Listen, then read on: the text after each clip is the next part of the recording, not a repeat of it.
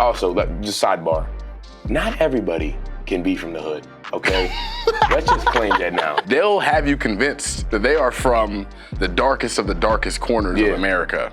And then you meet their parents and you hear about their 401ks and their gated communities, their trust funds, and it's like, why are we trying so hard to build this narrative? Yes. You're not from there. You're not, and you're not adding any toughness, skills, or badges to your player archetype. You guys, I've never seen like chilling to that level before. You know you are what you do. You are, you turn into a crumb on the couch. Yeah, it was ridiculous. It's not easy to win in the Big Ten a game. No. But to win, the Big Ten championship and the national championship, that stuff doesn't happen on accident. No, it doesn't. By any stretch of the imagination. No, it doesn't. It happens when you cheat. I'm sorry. I'll be done. I'm done.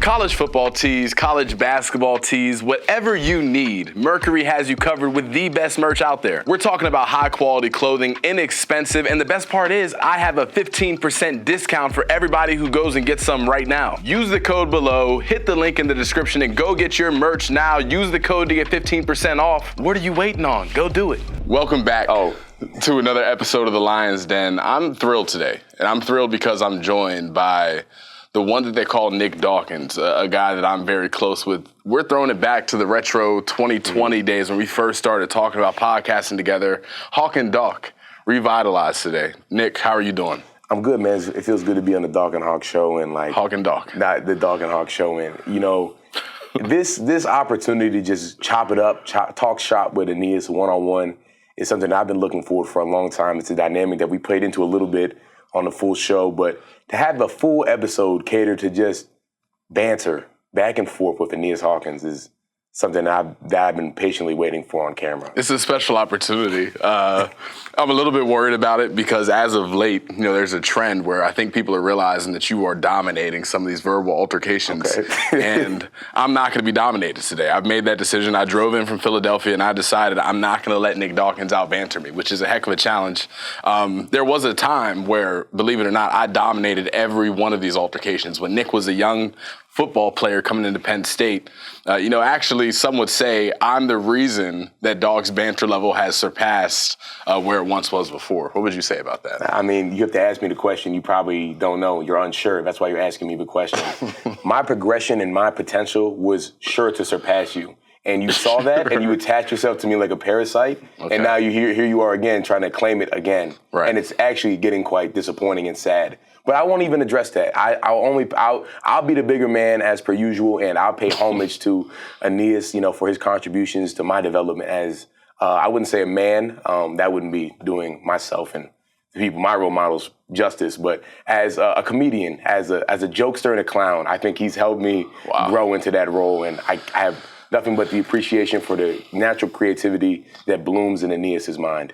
This is what Dawk does. Dawk will dominate the camera and the microphone for 37 seconds in a row to make it seem like he was the winner of the discussion, and I'm tired of it. But, we're going to get back to the first topic of the Hawk and Dawk show, the Dawk and Hawk show, which is the Hawk and Dawk show, which is going to be the offseason. Okay, You got a little bit of a break after the bowl game. We missed you on last week's episode, so tell the people what Nick Dawkins has been up to and what they can look forward to in the future. Yeah, I mean, besides saving the world and saving this community from various low-level crimes, I just been grinding, and that's an easy cop-out answer, just grinding, but that truly is what I am. I really immersed myself into the process. So let me pause you there, because I've got a theory that people who, when I ask what they're up to, and one of the first things they tell me is that they're just grinding, that really most of those people have not actually just been grinding. So that's question one. Do you mean what you're saying right now? Have you been locked in? Like I said, I've also been saving the community from multiple low-level crimes.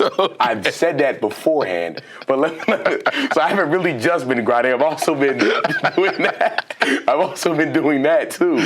So I've been working. I've been working out. Obviously, that's where we start. We start back. We get right to it. Got like a week or two off after the Peach Bowl, and I really and everyone has this. I think you know this too. Every athlete, right after a season, you get in that mode I must be better. You're watching David Goggins videos, you're watching Jocko Willink, and that's when you have nothing to do, and it's easy. Yep. So now when the body hurts a little more, and it's getting a little tougher, that's when some guys are like, all right, back to my old ways. But my focus for this year, especially, coming back from my 5th year, and I'm blessed that I have like Tyler Elston to hold me accountable as well, and he's doing the same thing, is staying consistent. And just like if you watch any motivational video, you read any self-help book or anything, they find different ways to say the same thing, which is consistency will always win. So I've just been finding different ways to stay consistent and hold myself accountable to be who I'm supposed to be, not what I think I am. Yeah. Well, I know that's not cap. I lived with you and Tyler Elston. And I lived with you and Tyler Elston when you were younger players. Was that your first year when we lived at the Yards? That's year 2. Year two. Year 2. Okay, either way, young players. I'd say, I was thinking about this on the drive up here, so I want to share this. The dynamic of our house, me, Dawk, PJ Mustipher, Will Knutson, Tyler Elston, when we first started, I would tell me if you would disagree. The vibes were really high. Everybody clicked immediately. We were all doing the same thing, which is playing Penn State football. Yes. So the consistency, the discipline, we were all living the same life. Yes. The second half of the year, the transition from fall to winter, me and Will both retired from football. So we were done playing. We were just students at that point in time. So we started chilling. Like when I say chilling, I mean 7-hour Malcolm in the Middle marathons on an average Tuesday. We weren't doing anything at all. And Nick Dawkins and Tyler Elston would come back home from football and start yelling. It was like living with David Goggins. It was a problem every time that we were on the couch. They started giving us motivational quotes and life advice, although they were only 18 years old themselves. It was unbelievable. So I'm glad that you and Elston are still disciplined. You're still consistent. And I'm going to ask you, what is it this offseason specifically that you want to be more consistent about going into your 5th year? Yeah. Firstly, going back to what you just said, you guys, I've never seen like chilling to that level before. You literally, you are what you do. You are, you turn into a crumb on the couch. Yeah, it was ridiculous. Well, I'll tell you this, and tell me if you disagree. If you want to know how to do nothing for an entire day over and over again and still make it fun, still make it entertaining, you gotta call Will Knutson. Will Knutson specialized in college in doing absolutely nothing and being entertaining the whole time. It's an art. I mean, how can you sit around and do nothing all day and be content with your day? We did it for 3 months. And it dragged you into it, and then you started liking it too. But going back, so to answer your question, my whole focus really, and it's two major things. For me, leadership is one of the biggest aspects. I've always felt like I've been a leader in terms of the culture and just connector of people within our locker room and within our team for a while. But now as, transitioning into like starting for Penn State, you become more of a face of a program. And now I really am an old head. I mean, I'm still 21 years old, but I'm a 5th-year senior. And young guys are going to be natural. You're looking to older guys to see what to do. And now there's no more slip-ups, no mess-ups, no anything else other than repeatedly doing the right thing and showing them how to work and how to do what I'm supposed to do. So leadership is a massive thing that I'm focusing on right now, and that's communicating and connecting with new guys that are coming in, new freshmen, new transfers and stuff like that. And then the second thing is flexibility. To play offensive line, it's not just being strong and bench pressing 850 pounds or squatting 1,000,000 pounds because Coach Earls has, the fear of God instilled in you. But it really comes down to, can you play in a bend? And Coach Frank Leonard, and Coach Troutwine always preach, you have to play low. And playing low isn't just putting your head down. Playing low is having the ability to get low flexibility, have ankle, hip flexibility, and use your natural leverage, be the low man. Low man wins, of course. But use that consistently to take advantage of your opponents. And it's easier said than done for like a 315-pound guy. Yeah. But like things like yoga, things like stretching before like every lift and run is something that I wasn't doing before. That like now that I was doing it spotty, but like now consistently doing it, like doing it for weeks and 2 weeks on end, I'm seeing real change. So. Yeah, and I mean you nailed it right on the head. Like if you're not consistent about doing those types of things, especially with something like flexibility, you cannot build anything worthwhile without the investment over time. That's what consistency is. It's doing it when you don't feel like it. You bring up a good point too with the young guys. Just being a 5th-year guy doesn't necessarily equal, hey, I'm a leader on this team. Because the reality is if you're a 5th-year guy who is talking one way but then living another, the young guys aren't going to respect you. They're old enough to be able to naturally process information. And that's why, when you came in and I was your leader day in and day out, I made sure to go about my business a certain type of way. So you always had that standard and expectation to look to and aspire towards. Yeah, and I completely agree with, to be honest, I completely agree with you because I knew that I had to take better care of my body. I didn't want to turn out like that, and I wanted to play. No, genuinely though, I actually really do. I look up to heavily. I'm not even gonna make a joke about this because you are one of the best connector of human beings that I've ever seen. I've never seen anyone essentially pinned on every angle and somehow manage to get out of that situation through pure wit and comedy. And that's something that I was absolutely lacking as a 17-year-old that I really learned from you. I appreciate that. That means a lot. But I will say, in order to have mastered that, you had to mess up a lot of times. No doubt. Put yourself in those situations a lot of times. No doubt. Because of your consistent BSing. And that's how you mastered it. You became a master BSer. And I respect that. Well, listen, let's get into that because you know what? Although it's funny, there is some truth to it. I mean, I go back to my high school days. First of all, I'm not the smartest kid in the room. I'm not a dumb kid either. Never. I had a great education growing up. I was in Kuma. I'm playing piano. I'm playing chess. My mom invested a lot into me to make sure that I was prepared to do well in school. And then as soon as I was done being homeschooled and went to high school, I'm like the worst student in the state of Ohio. I had a 1.6 GPA going into my senior year. That's not fabrication. That's not an illusion. I had a 1.6 GPA in high school. So yeah, I was BSing, not taking things seriously. And I think to an extent, when you're a young person, when you kind of realize that you have an ability to get by or to finesse and to continue to move through, you think that you're cheating the system, that you're winning because you're putting in less effort. But as you get older, the realization comes in that you are literally only cheating yourself. When you turn into an adult, when you're playing college football, when you're trying to do other things in life, nobody's going to care if you don't invest in yourself. You're only costing yourself money and opportunity.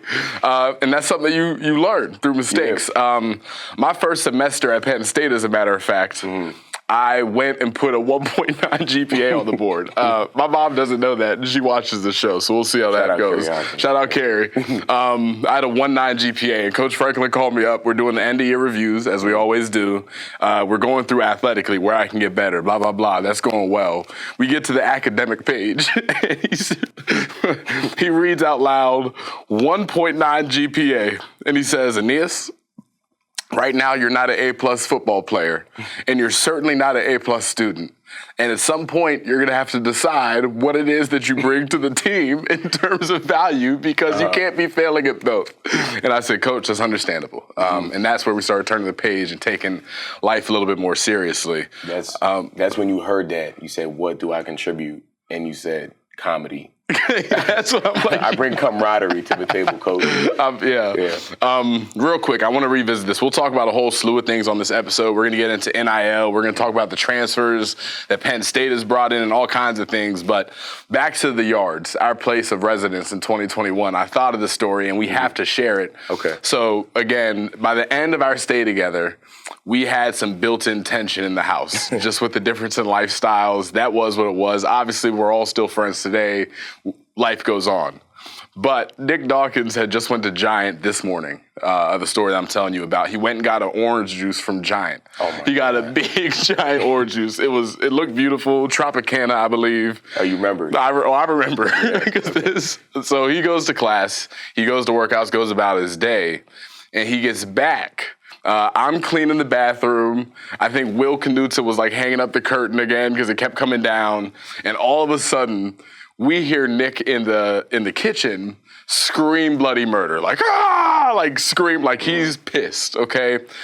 Now, we didn't know what was going on. We come out to the couch, and Nick Dawkins, when I tell you he turned into an agent off of Law & Order SVU and was investigating who drank his orange juice. Well, it was about halfway gone, if you recall. It seems like you recall really well, actually. And you know what's really interesting about it is it was already on the table and it was still cold, which means that if you had brought it out, that means it hadn't been out for very long. That meant it had been recently drinking.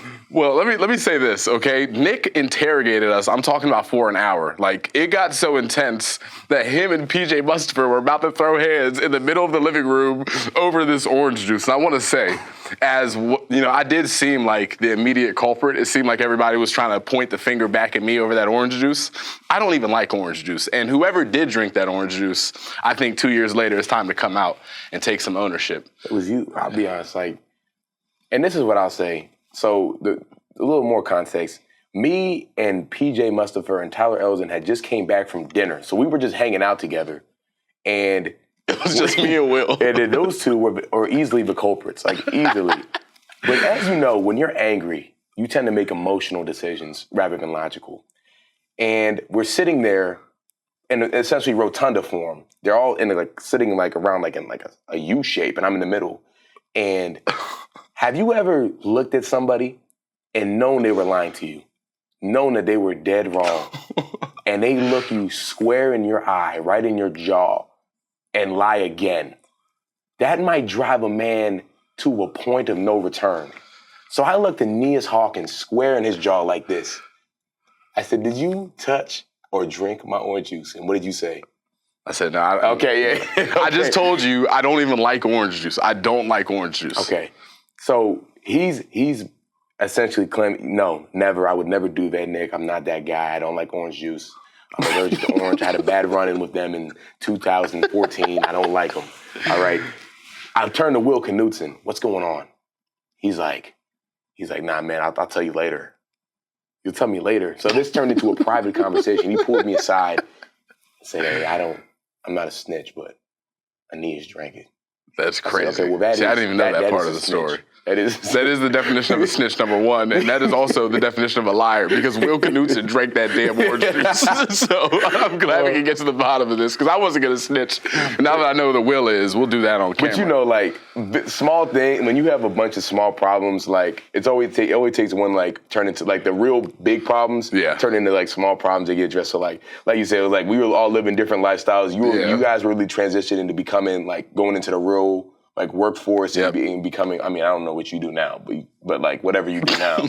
and Will was going into the workforce, and you were doing what you do, and me and Tyler and PJ were still coming back, and it was just we were split, and that revealed itself. But I'm glad we got it back. Yeah, you guys are still liars, and it's ridiculous. You lied about a $4.37 orange juice that I got from Giant at 9:37 a.m. on a Wednesday, which is ridiculous. But do what you do. Listen up. Are you paying too much for health insurance? Are you tired of reading these long, extensive policies the health insurance companies put out? Meet Patrick Mowdy of Mowdy Health. He's a Penn State letterman. Patrick leverages years of experience to offer customized insurance solutions. Those solutions help you develop a coverage game plan to cover the safety and well-being of you and your family. Mowdy Health, one broker, endless solutions. Let's go ahead and quickly transition from that topic.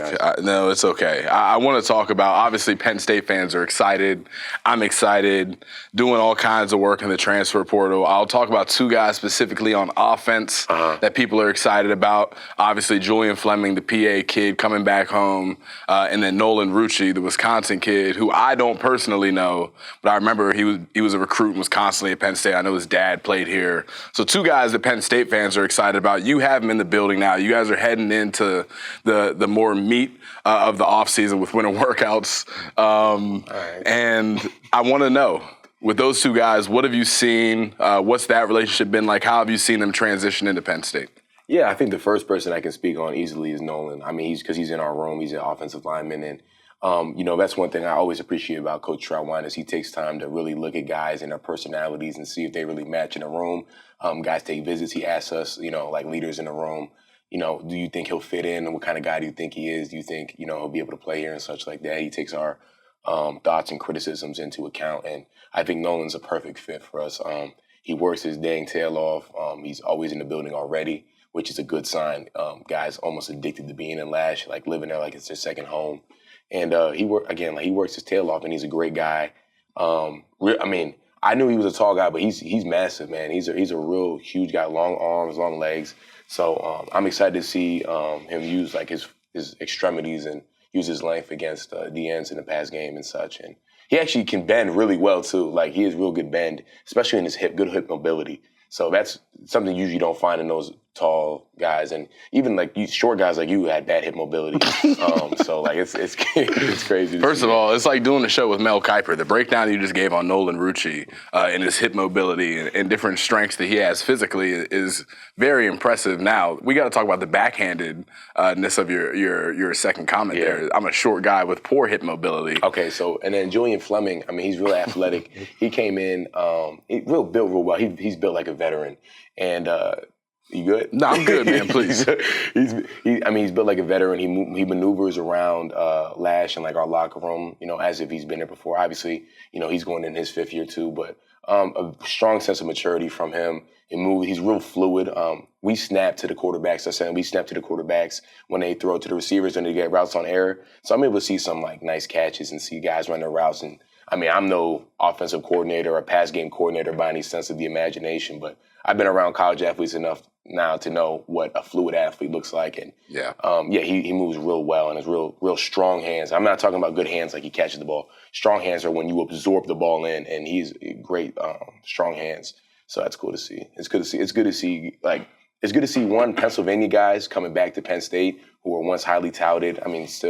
Great fits for us, but just great people that will make our program better. It's great to see that we're taking our time, being patient and getting Penn State guys in the portal. Yeah, that's important just for the sake of the culture, the locker room, the attitude and the focus of where you guys want to go. It's important to have leaders and older guys who get it and are going to add to the culture and not take away from it. I think what you said about Coach Troutwine is interesting too, where he's going to go and he visits with the leaders in the room to see if it makes sense and see if it's a good fit, because that's important. Just as important as finding guys who are talented and can go win you games, you got to find guys who are going to uplift the whole team. Rising tides raise all ships, as they say, right? Okay, I like that quote. I appreciate that, man. So it's good to see them doing well. Let's talk a little college football news. Let's talk about things going on around the country. First of all, the big elephant in the room that we still got to talk about, Nick Saban, the mighty Nick Saban. In my book, the greatest football coach. Yeah. NFL, college, the greatest coach of all time in my book, retiring from the game.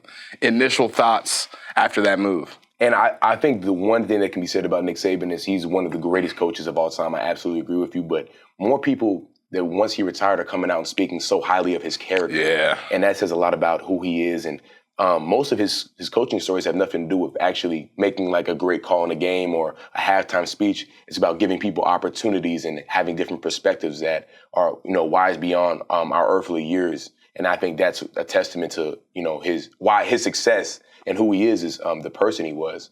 And speaking of head coaches, I had to hear your thoughts on this. Jim Harbaugh taking the NFL job. Yeah. Yeah, well, before I get to that, I'm going to tell you a Nick Saban story. So in high school, there was a point in time where I had coaches coming in and out. We were talking. You know how it is when you're a recruit coming out who would come in and visit, and you'd have conversation with them. After a while, all the coaches kind of seemed the same. It was kind of monotonous, like, hey, it's just typical conversation. But I got word the day before it happened that Nick Saban was coming to watch us lift after school, and he was coming to see me. So I was like juiced up. I've been around a lot of big-time athletes, been around a lot of big-time coaches, but something about Nick Saban walking in the weight room in that baby blue suit, his red tie, the whole room goes quiet because they see Nick Saban walk in. He had a different presence about him. I think when you talk about greatness, regardless of field or avenue, Nick Saban had that aura, and a lot of great competitors and great leaders or whoever it may be kind of have that, and he definitely was one of those guys. So salute to Nick Saban.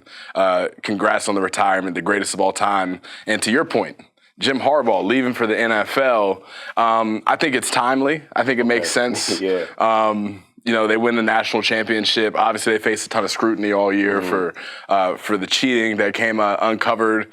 But I think it makes sense for him to go to the NFL. I think he ultimately wanted to end up back there, no matter what. I know he wants to go win a Super Bowl, obviously losing to his brother back in 2012, I think that was. I think it's a good fit. I think you can say what you want about the guy, but he can coach football. And he's won at the NFL level. He's won at the college level. He really has won everywhere he's gone.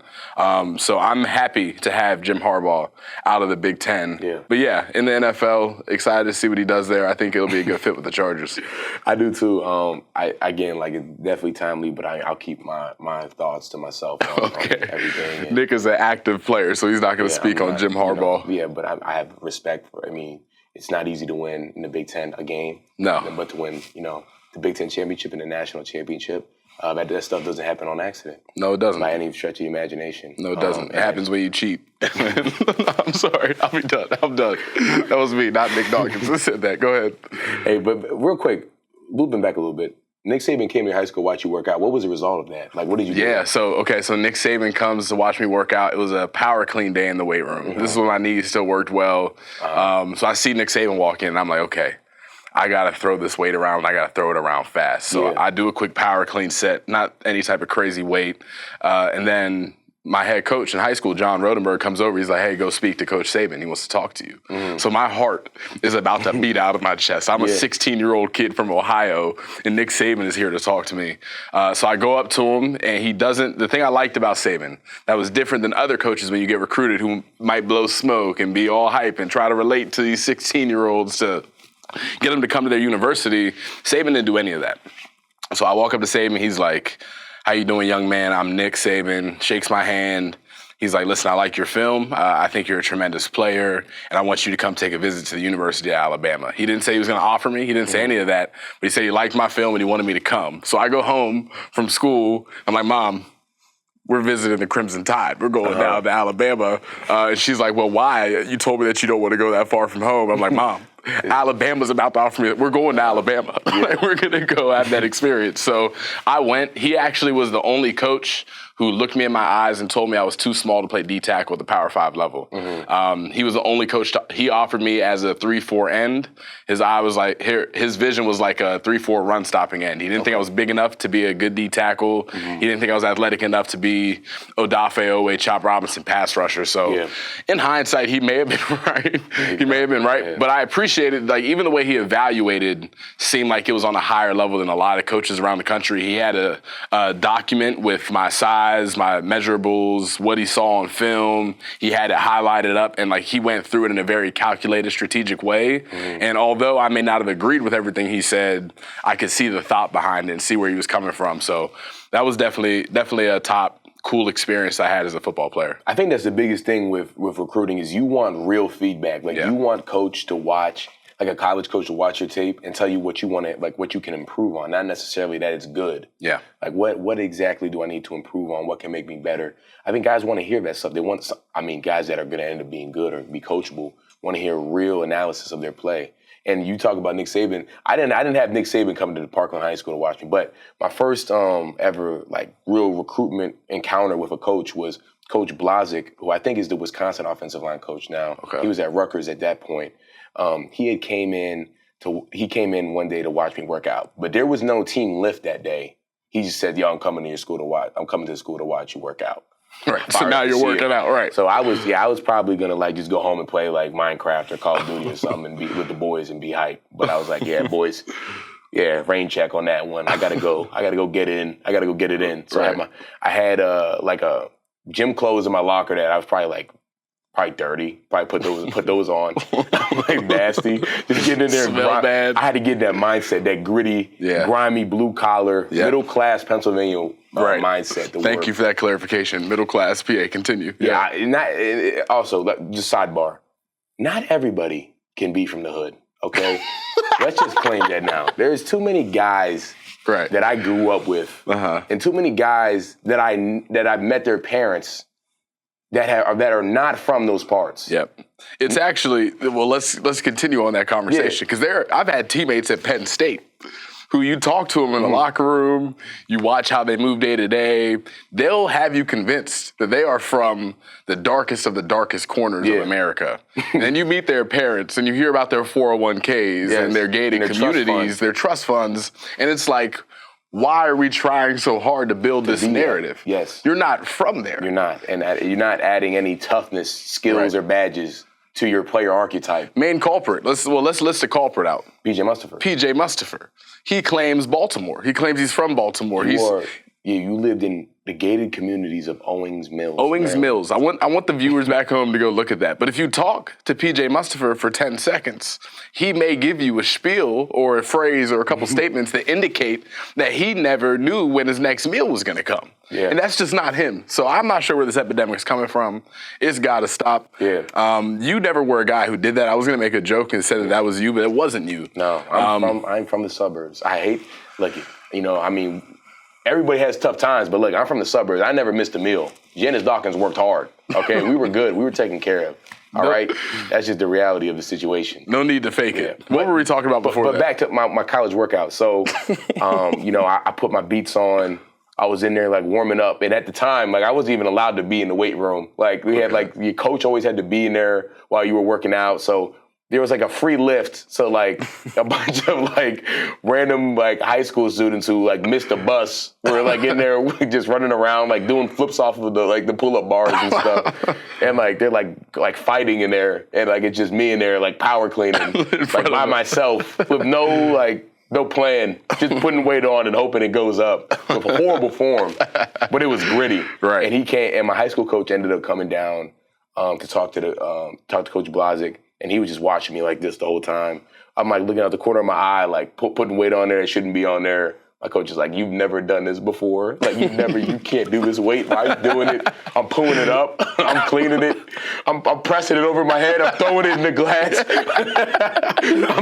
You're doing anything. I'm kicking people. I'm flipping off walls. I'm doing whatever it takes to get that offer. And afterwards, Coach, hey, come say what's up. Say how you doing. He said, hey, man, you work hard. Yeah. I like that. We'll keep that in mind. I like how you do senseless things to prove yourself in front of me. That's basically what he's saying. Yeah, exactly. Yeah, you'll do anything. Yeah, I'm in there jumping. There's no reason. What workout is that you power clean, get off the power clean, and do a 360 jump. But that's the truth. Recruiting is so much of smoke and mirrors. It's a show. It's a performance. Mm-hmm. You're just doing things that really don't translate to you being a good football player, even a little bit. Yes. I mean, not even remotely. Now recruiting's a wild time, man. I just thought of this story, too, because I was watching the kid play. Josh Myers is the center for the Green Bay Packers. Mm-hmm. And you remember, the Nike opening. I'm not sure if it's still a big deal. I would think it's still a pretty big deal, but, all the top prospects from the region would meet at the Nike opening regionals for the chance to go compete in the finals in Eugene, Oregon. And it was a big deal. I'm sure it probably still is. But Josh Myers and I showed up to the same camp. Josh was either a year or two older than me. I'm still a sophomore at this point. I think he was going into his senior year, and everybody knew Josh Myers in the region. He was a problem. He was always a really good O-lineman. And I remember at this point, I'm a 4-star prospect, and I knew that all these writers and media members would be there who had the ability to influence my star rating. So me, 15 years old, I've never been beaten before. I think that I'm the guy. I'm lining it up with Josh Myers as many times as possible. So I line up the first 2 times. The first one I slip, they give Josh the win. The second time, Josh straight up I tried to bull rush him. He took offense to it, and he turned it into a bull rush and put me on my back. I did 6 or 7 more reps against Josh Myers to try to fix that image I had given these writers, and I lost every single rep. No less than 4 days later, I went from a 4-star, a 94, 95, down to an 88. So again, recruiting, smoke and mirrors. Who's the loudest and who has the most tattoos and power clean abilities? That's the types of things that are getting evaluated. It's ridiculous. It has nothing to do with football. Yeah, never. But I guess the coach is also thinking if this guy's willing to just kick this pedestrian in the stomach to show how bad he wants to offer, maybe we take a chance on this guy. No doubt. Recruiting is so. I think even now with NIL, it's so different now because kids want different things. When we were getting recruited, we just wanted to know that, hey, maybe we'll play and we'll get a degree. Yep. I mean, some guys didn't care about the degree. Can I play in the league? Can you help make it happen? Now with NIL, it's so interesting. I couldn't imagine being 15, 16 years old and making money demands to a grown man, asking for more money than he's making in order to play at an institution. And I haven't even, I started 8 games in high school. Right. What do you think about the NIL that's going across the whole country it's a different era, man. Mm-hmm. It's like you said, what we expected as 16, 17-year-olds getting ready to go to college, it was completely different. These kids are making full-blown business decisions. And I'm gonna kind of spin off of this. Ohio State Ryan Day, there were reports this past week that they spent $13 million in NIL basically to assemble the Avengers, like to put together their team. They brought some guys back who would have been draft picks. The big one, the Igbuka kid, the receiver, who probably would have been a first rounder this year if he left. He comes back. You go land the number one safety in the portal. They get Will Howard, a Big 12 champ. They bring on Quinshawn Judkins, who Penn State fans just got the opportunity to know in the Peach Bowl. They build my bad, this is the truth. But they assemble the Avengers, and they put $13 million up. Ryan Day, the year before, said that in order for them to compete for a national championship, this is X amount of dollars, $13 million, that we're going to have to invest to build this. They lose to Michigan again this year for the third year in a row. Michigan goes and wins a national title, and what's Ohio State do? What's their collectives do? What does their alumni base do? They pour all these funds into building a super team. And whether you hate it, whether you love it, whether you think NIL needs to be banished, adjusted, wherever you're at on the scale, the reality of college football right now is that those who invest the most, those who not only are going to say they want to win a national championship, but put their money where their mouth is, are going to be the teams who are able to go compete for it. So, I say that to say, obviously Penn State's done a really good job in the portal for a few years now, but it's only continuing to get more aggressive, and people are going to build these super teams in the portal. It's free agency now. So my question is to the Penn State community, which I'm a part of, at what point are you going to get tired of being really good and want to make that transition to elite? And how many dollars are you going to need to put in to go make that happen? It's a question. It's a conversation. I'm not saying that what Ohio State and Ryan Day did is the right way, but it is the reality of college football right now. And it's an interesting point. These kids are coming out of high school with these expectations of, hey, how much money are you going to make me in year one? How much money can you make me over 4 years? It's not just the NFL. It's not just the degree. It's become a business. It's interesting when you look at our perspective of how things are changing too in terms of NIL. Like, you see other schools, like Ohio State spent $13 million in a week to get these guys. I don't know how, where do you even get that money from? Like, how are you obtaining those funds through their collectives like that? I don't know, how we could, I don't think we could pony that up, and I'm not saying that blame is on one single person. It never is. It's on a spread of different things. But I just find it sometimes hard to believe that we have the largest living alumni network, and we don't have the biggest endowment in terms of NIL. And the reason I say that is because we sometimes have the loudest boos than cheers at Penn State. When we lose a game, it's always, the reason we lost is because of this and because of that. But you're just watching from the TV, or you're just watching a play-by-play on Twitter from Audrey Snyder. You don't understand. Shout out Audrey Snyder. Shout out to you, and shout out to Mike Foreman too. Yeah. Mike Foreman, Donahue, all them cats, man. Better pictures of me on there, by the way. I don't like those, man. Yeah, his Dawkins need some wall stuff, some art. So better pics out of y'all. But anyway, you need to pay players now if you want difference makers. You want playmakers out of the portal, out of high school. It's not just selling them, this is Penn State. This is a degree you can get. Here's what we can get you to the NFL. Here's a great culture. That's not how it works anymore. It's not, and it won't. That's not going to change. That's never going to change at this point. And you can make the argument, if they think like that, then we don't want them. Wrong. Do you want to win a national championship? You want to win a Big Ten championship? That's the thing. They do. They want to go win. If we took a poll right now of every Penn State fan and we said, "What do you want from Penn State football in 2024?" The answer is going to be Big Ten championship. The answer is going to be national championship, or at least a playoff appearance. That's going to be nearly 100%. Yes. If you sent a survey out to the same people and asked if they believed whether or not it was the right or wrong thing to go pay players to bring them to Penn State or XYZ, I guarantee you that number is going to cut in half minimally. Exactly. The buy-in isn't there. You mentioned that the alumni network is the largest. Mm-hmm. It is one of the wealthiest, if not the wealthiest. Somebody fact check me. It would make sense on the surface that Penn State is super duper far ahead in NIL, and they have all kinds of revenue and funds to pour into this thing. It doesn't seem like that's necessarily the case.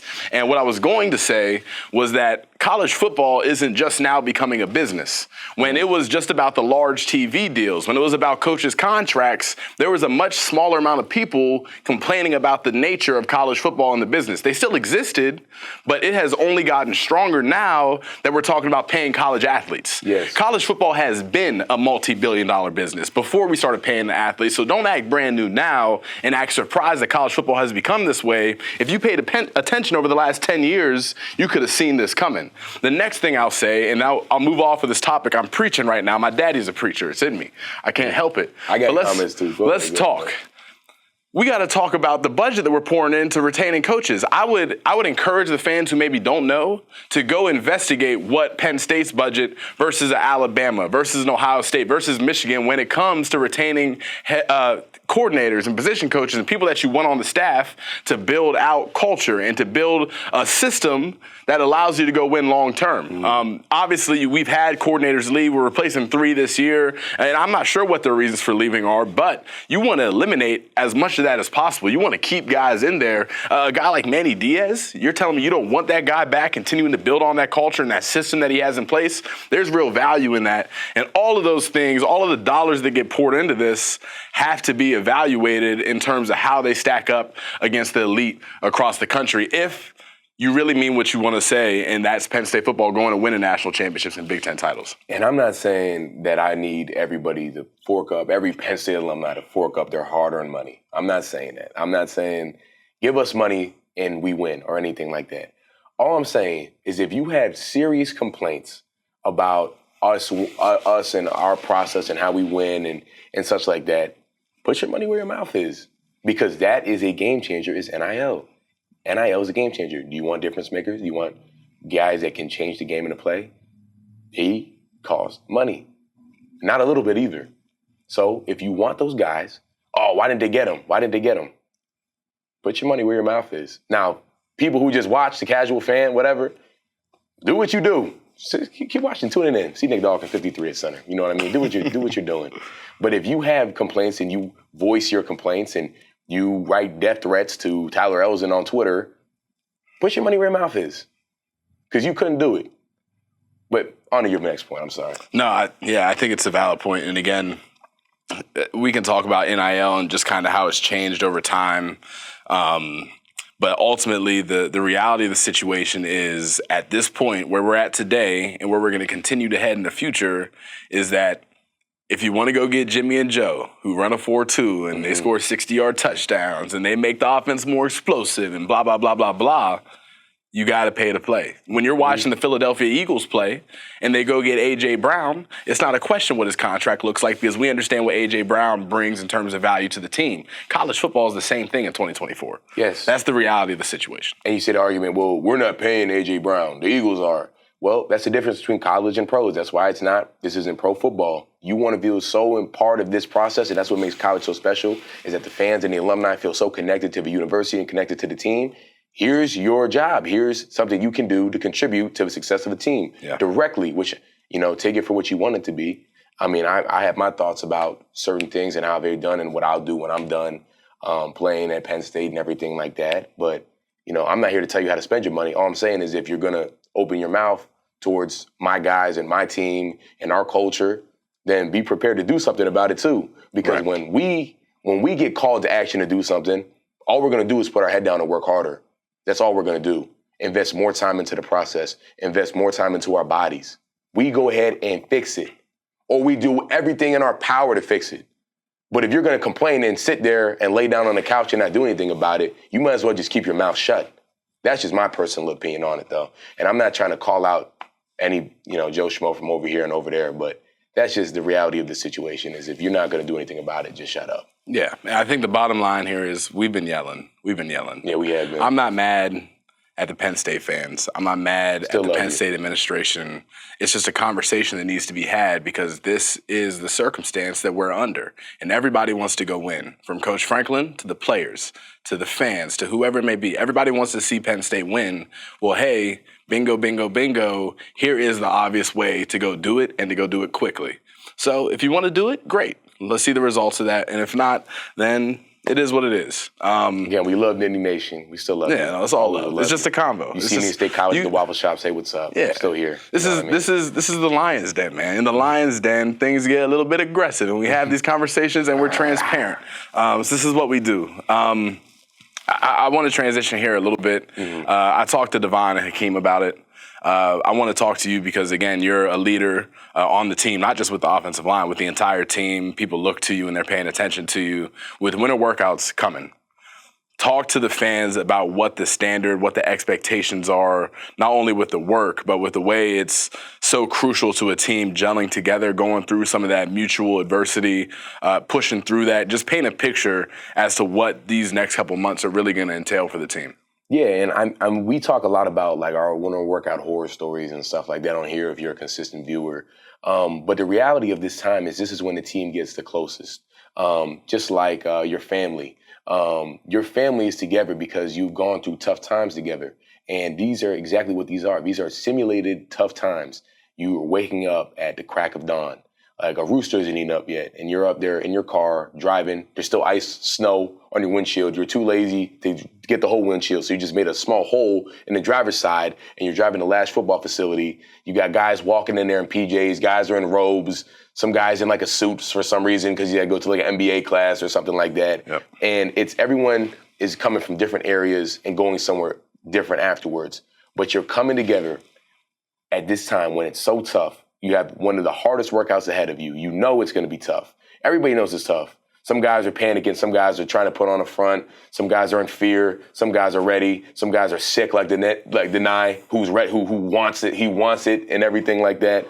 But you gel when you see your brothers going to war, not just for themselves, but also for you. And you see that when we add competition at the end, when we have tire pull, seeing a guy fight, he's barely any life left in his body. He's about to pass out, but he's fighting for the offense or he's fighting for the defense, competing against each other. And then after that, you do conditioning and you see guys pushing themselves to be better so that they can be at the best of them. They be at the best performance for themselves so they can be the best for the team.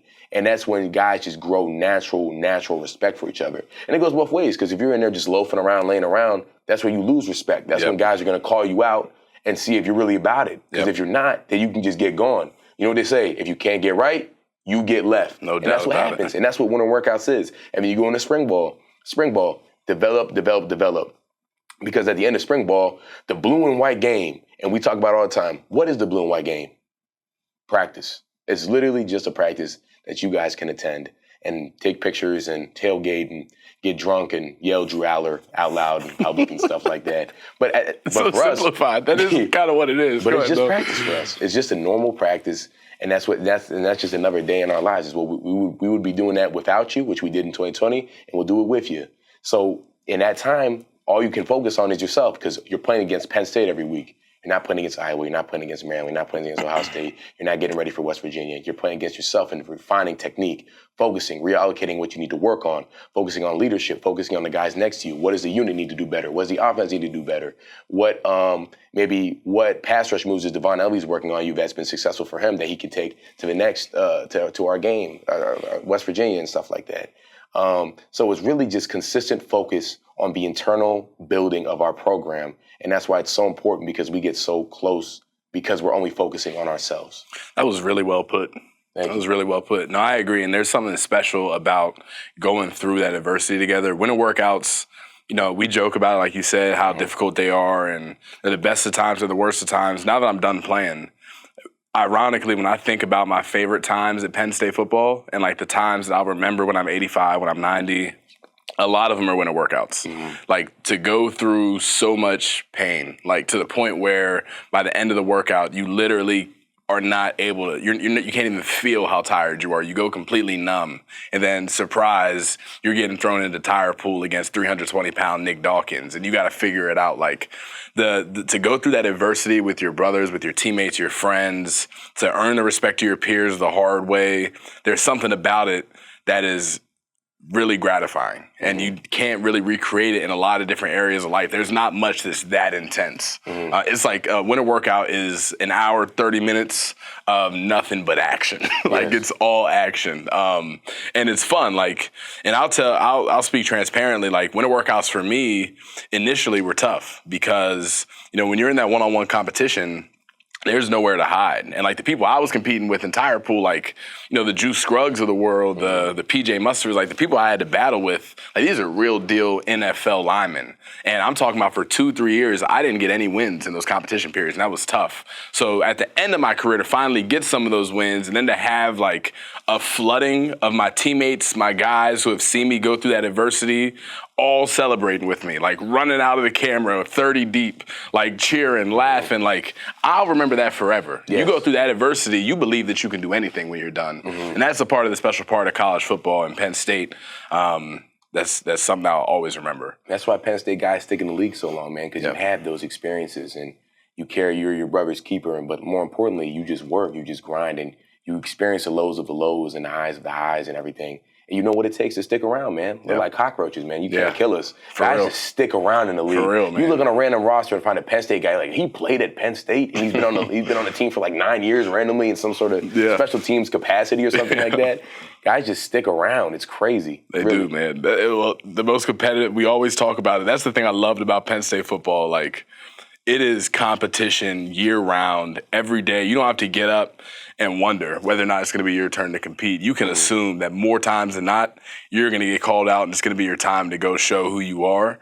And again, it just gives you this innate ability when life comes afterwards to where it's you can't beat me. I'm going to show up. If nothing else, there are going to be people that are more talented than me, people that are smarter than me. But if we get on the treadmill, the hypothetical treadmill, you're going to get off first, or I'm going to die on the treadmill because I have taken myself there physically and mentally so many times playing Penn State football. And that's definitely cool. You kind of come into school a boy, and then when you leave, you're a man. You've seen it. You've gone through it. You've experienced that, and that's special for sure. Yes, it is. Do you have any other thoughts before we wrap this episode up? Any other topics you want to discuss? Nah, man, I think I've addressed it all. And I just to go back to what we were talking a little bit about before in terms of the NIL and the fans and stuff like that. Truthfully, we appreciate all the support that you guys have. It's amazing that we even have people that tune into this podcast to listen to us talk about our experiences because you care so much about the program. You care about us and what we feel. And we do not take that for granted. We appreciate you so much. Truthfully, I get goosebumps every single time I go into Beaver Stadium, every single time I get to, see a fan special that's not just a fan of me or anything like that, but a fan of Penn State. And, that they support something that's bigger than themselves. That says so much about the Penn State community, about the 700,000 strong and everything like that. I truthfully appreciate that. But this is a platform where we are able to address the shortcomings of everything with ourselves, the team, and you. Because the reality is, when do we ever get to talk back? And you see it all the time. For example, on Twitter, people tweeting at our receivers and such like that.